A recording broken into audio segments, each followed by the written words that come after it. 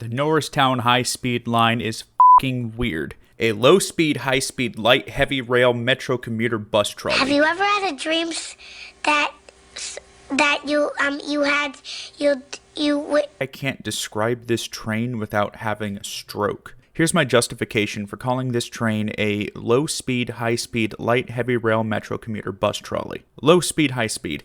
This train, despite its name, is not a high-speed rail service, as it caps out at about 89 kilometers an hour or 55 miles per hour. It even once ran as high as 70, but that still doesn't come close to the high-speed rail designation. Though, at the time it was built, it was considered pretty high-speed compared to the surface trolleys. Now, why is it metro? Well, that's because it's treated like metro on most SEPTA transit maps.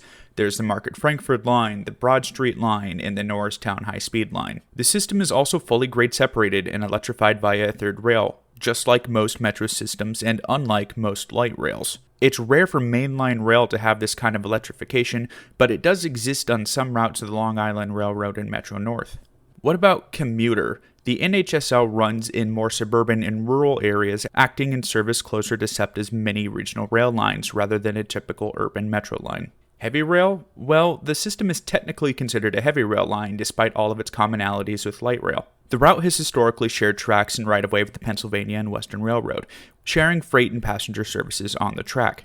However, these days only the NHSL runs on these tracks. What about light rail? The classification for light versus heavy rail on the NHSL has gone back and forth several times, and the route has many similarities to a trolley route, such as running as a single car, close stop spacing, and SEPTA previously calling it light rail. Ultimately, the distinction between heavy and light rail can be a bit meaningless, and it is on a spectrum. Okay, I called it a bus. I don't see any tires.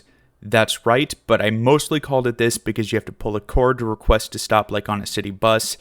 It has onboard fare payment, like a bus, and it kind of just looks like a school bus on the inside. Oh, and these trains have steerable axles for some reason. It's definitely not a bus though.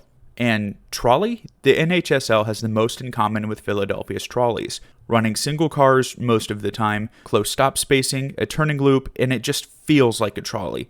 So much so that the locals commonly just refer to it as the Norristown Trolley. In conclusion, Alan Fisher is correct. The Norristown High Speed Line is indeed pretty f***ing weird.